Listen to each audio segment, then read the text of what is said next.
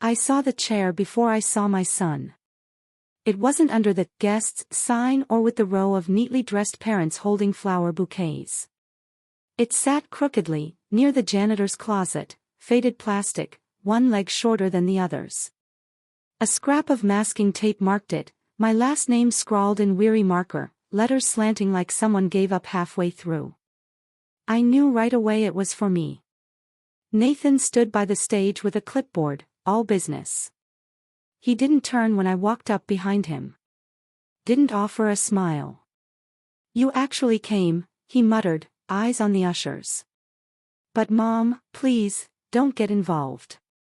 Caleb's nervous. It's a big day." That was all. No hug. No escort to my seat. I walked back to the chair and sat. Folded my hands. The wind tugged at the hem of my dress like it, too, wanted me gone. Music played. People laughed. And somewhere deep inside me, something shifted. A quiet whisper I hadn't heard before. "You don't belong here." I didn't flinch. I didn't cry.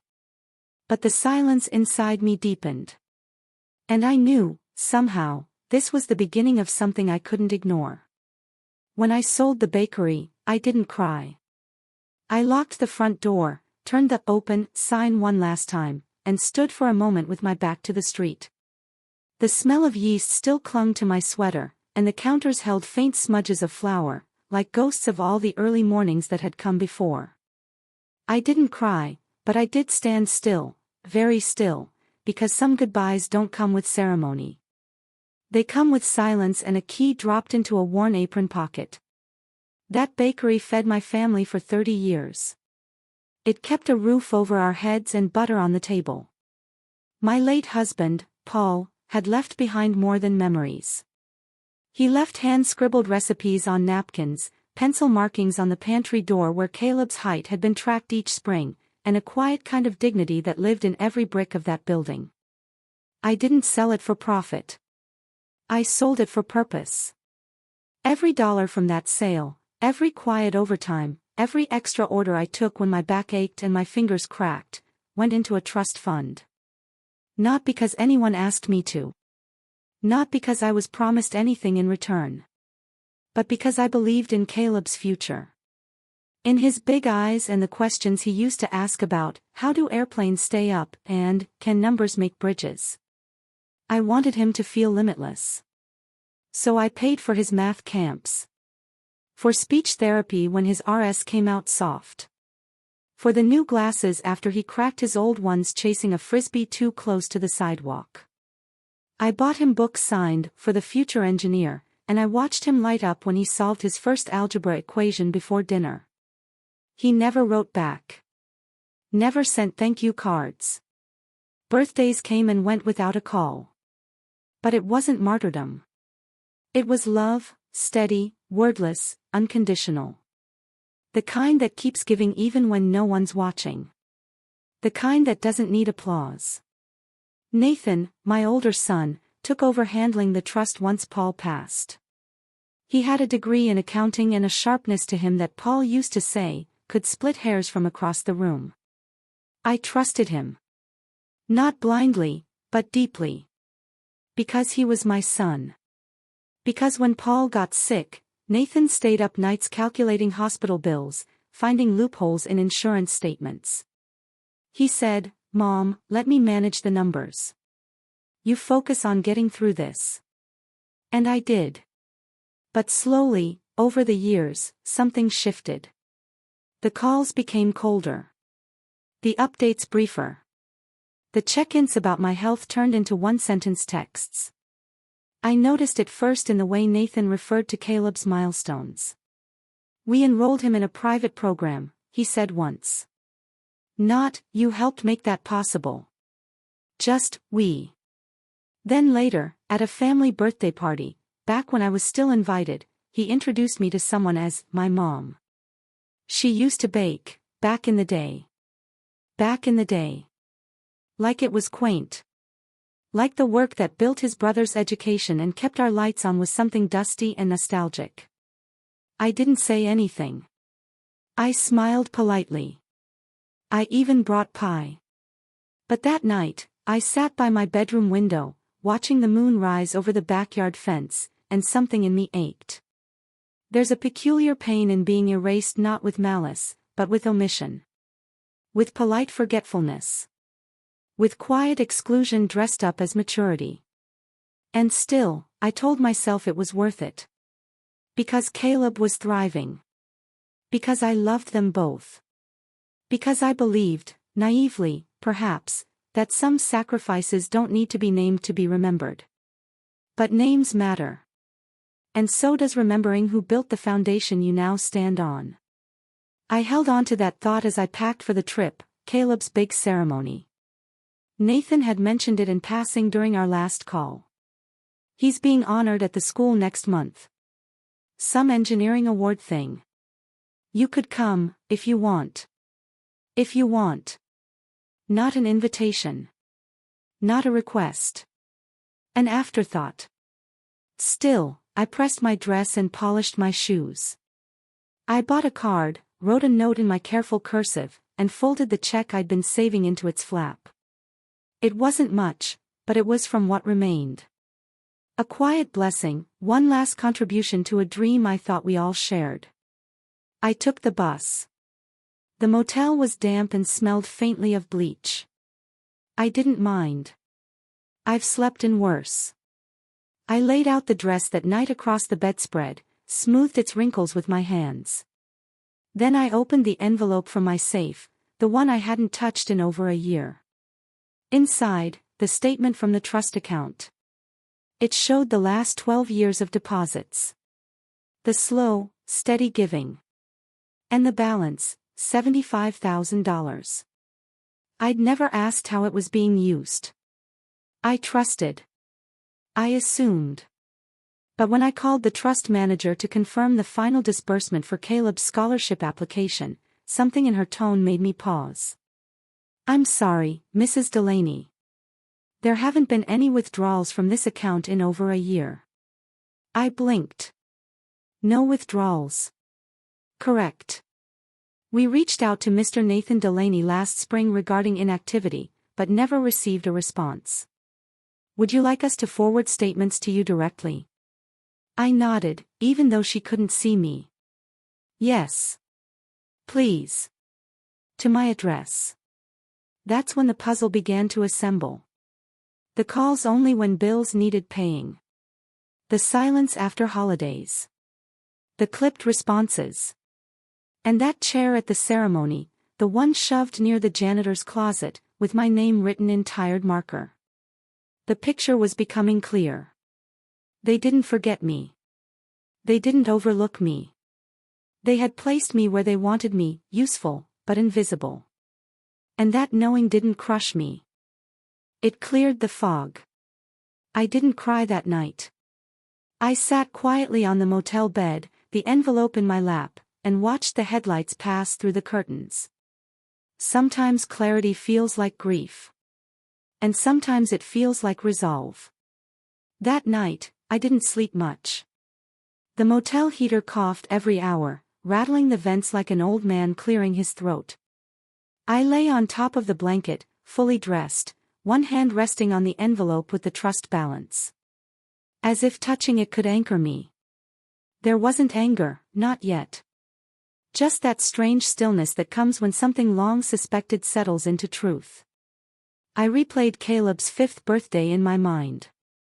The way he clung to my skirt when the magician made balloons, how he asked if I'd made the cupcakes with the blue frosting, just for him. He used to call me Gra. I hadn't heard that name in years. The last card I got from him was when he was 12.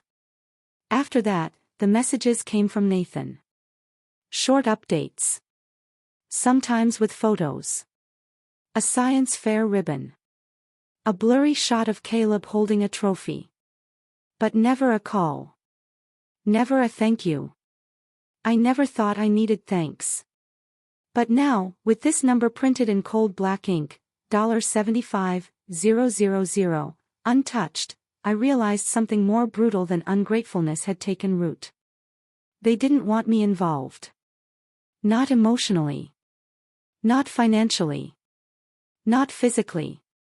I was an antique. A donor. A shadow who funded futures she wasn't invited to witness. It didn't hurt in the way betrayals usually do. It was quieter than that. It was the pain of fading. And fading, I've learned, is the most dignified kind of disappearance. It happens without protest. Without confrontation. Just a slow softening until you're no longer in focus. But I remembered too much to disappear quietly. I remembered the Sunday Nathan called in college, crying because he'd failed his first exam and didn't know who he was anymore.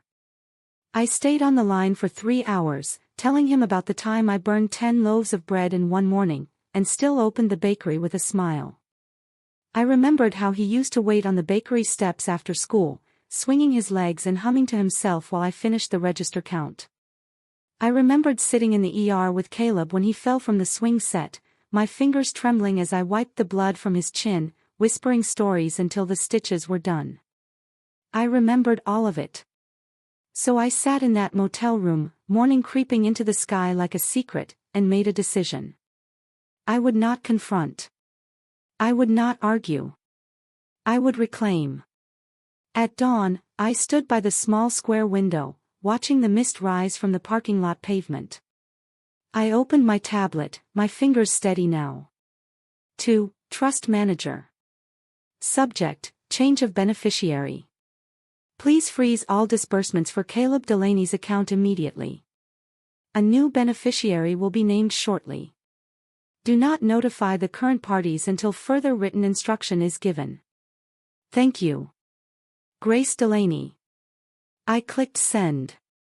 Then I stood in front of the mirror and applied lipstick. It wasn't for them. It wasn't even for Caleb. It was for the woman I saw staring back at me, shoulders pulled straight, eyes clearer than they'd been in years. A woman who had spent a lifetime giving, and now stood ready to take herself seriously. There was no ceremony to it. No applause.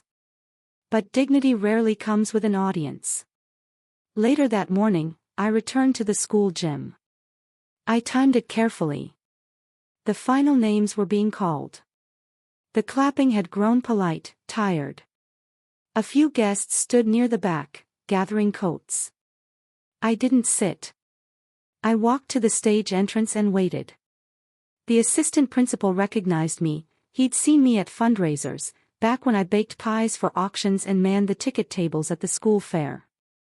His eyes flicked to the folder in my hand. "You're Grace Delaney," he whispered. "Yes. Your note said you're a longtime benefactor." I nodded. "I'd like to offer a word." He hesitated, then looked at the program. The final page had a blank space. Reserved for a special guest. He motioned me forward. The microphone hummed as I stepped onto the stage. Caleb was near the back with his classmates. He froze. Nathan stood to the left, talking to a teacher, his hand still raised mid-gesture. I didn't look at either of them. I adjusted the mic. "Good afternoon. I won't take much of your time. I know how tired folding chairs get." A few chuckles. Someone cleared their throat. "I came here today as a mother. As someone who believed in futures. I funded a trust for a student who dreamed of building bridges. I didn't say Caleb's name. I didn't need to. Sometimes, those who build the road are left off the guest list. That's okay. That happens."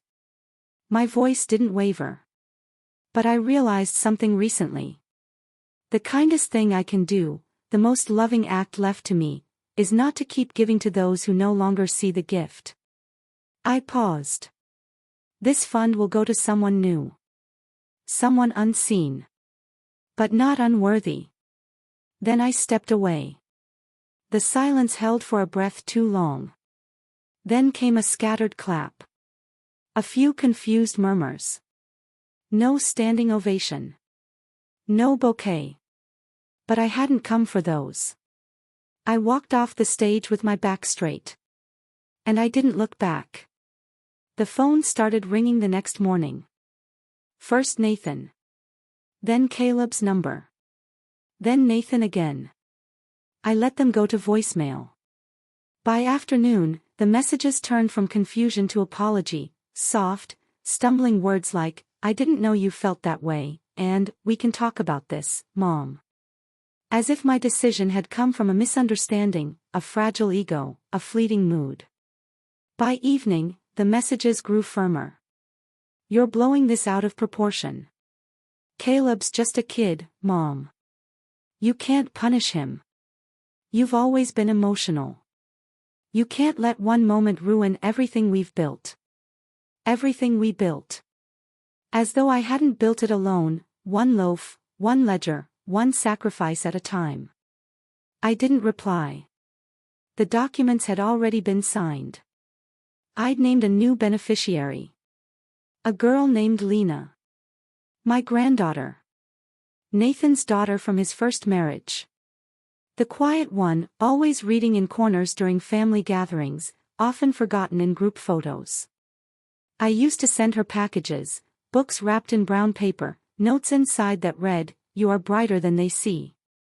She had never asked for anything. She had never turned her face away. Lena was 17 now. Her birthday had passed in April.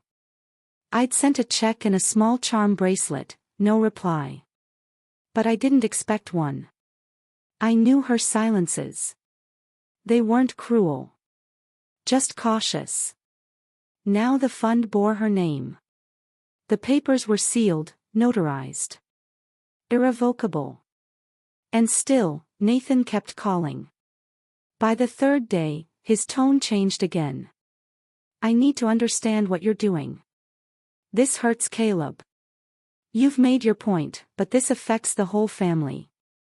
He didn't say, "This hurts me." That would have been honest. Human. He said, "Affects the family." As if the decision was a broken gear in his machine. I listened to the messages one by one, alone in my kitchen. The hum of the refrigerator behind me, the ceramic rooster still perched above the cabinets, unchanged since the days Paul insisted it was good luck to keep something silly in the house. I missed Paul then. Not for his strength, but for his witness. For the quiet way he used to say, "I saw what you did today," without fanfare. I stood in that kitchen and said the words aloud, to no one, "I see what I did." And I smiled. Not out of revenge. But out of recognition. I had made myself visible. Explaining, I decided, was no longer my role. Explanations imply you owe someone clarity. And I didn't owe anyone anything anymore, not after being erased, day by day, with kindnesses that never reached me. Let them wonder. Let them twist it into a tantrum or a betrayal or a cry for attention. I knew what it was. It was a line drawn. A door gently closed. By the end of the week, the calls slowed. Then stopped. Silence returned, but this time, I chose it. I sat on my porch with the windows open and listened to the birds. I reorganized the drawers in my desk. I shredded old papers. I found a notebook I'd started years ago, the first page labeled, in ink faded to sepia, "Thoughts I Don't Say." I added a new entry. They never saw the toll. Only the total. That Sunday, I lit a candle for myself. Not for Paul. Not for the family. Just for Grace. A name I had nearly forgotten belonged to me. I didn't leave town. I think Nathan expected I would, that I'd vanish after the ceremony, return to my quiet house with lowered blinds and forgettable furniture, and resume my place as a useful memory. Someone to recall fondly during holidays, someone whose generosity was admired but never engaged with. But I stayed. I walked the streets I used to know well. Past the old bank, the fabric store, the library where I used to take the boys every other Thursday. The trees were fuller now. The sidewalks cracked. But it was still my town, even if no one greeted me by name. The school sent an email 2 days later, brief, polite, almost clinical. Dear Ms. Delaney, we received your request regarding a possible donor message at the Spring Awards ceremony. While the event has already concluded, the closing pages of the program are currently being finalized for archival printing. If you would still like to include your remarks, we have space for a short passage under Community Voices. Please submit within 24 hours. I replied the same hour. I kept it simple. Unapologetic. Sometimes, those who build the road are left off the guest list. But not always. No signature. No title. Just that. The archival program would list me as special guest. The final page, printed and bound in the school library for years to come, would carry those words. Nathan didn't know yet. Caleb wouldn't care. But I did. That same morning, I walked to the administrative office. Not with a letter or a banner, just presents. Just a woman in a pressed coat with nothing left to lose and everything to say. The receptionist blinked when I gave my name. You're Grace Delaney. Yes. Her hands hovered over the keyboard, unsure. I thought, Mr. Delaney said. I smiled gently. I know what he said. I sat in the plastic waiting chair for 15 minutes before the assistant principal emerged. A younger man, early 40s maybe, with a nervous professionalism and a pinched collar. I remember you, he said. You volunteered for the science fair. Brought pies for the fundraiser. Helped with the silent auction table. You always stood near the entrance. Near the background, I said. He flushed, and I softened my voice. I don't need a stage, I told him. I already had one. And then I handed him a folder, copies of every trust receipt, every deposit made over 12 years, every email confirmation. This is what helped Caleb get here, I said simply. His eyes scanned the documents, and his expression shifted. Not quite guilt. Something more fragile, recognition. I left without waiting for a response. That afternoon, I walked into the post office with another envelope, one addressed to Lena, care of her mother's apartment. Inside, a letter. Just a page. Dear Lena. I know you may not remember me clearly. But I remember you. I remember a girl who sat in corners with books too large for her hands, who once asked me quietly if science could be beautiful. I thought about you recently. A lot, actually. And I realized that you were never seen in the way you deserved. This letter is to tell you that I saw you. And to tell you that I've made arrangements, ones that may help you reach the places they never thought to show you. No strings. Just belief. In who you are, and who you're becoming. Love. Grace. No mention of the fund. No explanation. Just an open hand. Let the surprise find her gently. Later that week, I returned to my town library. The same place I used to sit during slow bakery hours, reading cookbooks with cracked spines and writing recipe cards in my neatest cursive. The librarian, older now, still remembered me. Grace, she said, tilting her head. You used to leave extra scones on the returns counter. I did. She smiled. What brings you back? I'm reclaiming old rituals, I said. She didn't ask more. She just handed me a card renewal form. I signed it with a steady hand. Not Mrs. Delaney. Not Mom. Just Grace. And in the quiet, surrounded by stories and shelves and the faint scent of ink and dust, I began to feel it. Not revenge. Not justice.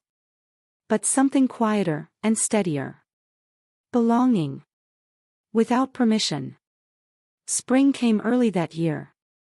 The porch wisteria bloomed before the frost had fully lifted, as if it, too, was impatient for renewal. I sat in my favorite chair with a letter in my lap, the paper soft from where my fingers had traced the words again and again. It was from Lena. Written in careful, deliberate print, like she didn't want to miss a single syllable. Dear Grace. I don't know what I did to deserve this. No one's ever chosen me. Not like this. When your letter came, I read it 3 times in my closet before I could believe it was real. Then I cried. Not because I was sad, but because someone saw me. Really saw me. I got into a pre-college program in Chicago. I didn't tell anyone yet, not even Dad. I didn't think I could go. But now I can. I promise I'll do something good with this. I'll send you pictures. And when I come back for holidays, maybe we could get tea. Thank you for believing in me before I believed in myself. Love. Lena. I pressed the page to my chest and let my eyes close. The sun was warm on my face. The kind of warmth that seeps in slowly, reminding your bones what it means to be needed, not out of obligation, but recognition. Across the street, children rode bikes in wide loops. One girl wore a yellow scarf that trailed behind her like a banner. I watched her laugh, her joy unmeasured. And I thought, this is how it begins. Not with applause. Not with grand gestures. But with a quiet woman reclaiming her name. With a girl stepping into her future because someone finally whispered, "You matter." I had been a road others walked on. A hand that built. A voice that waited. Now I was something else entirely. I was the root. Still here. Still growing. And finally seen.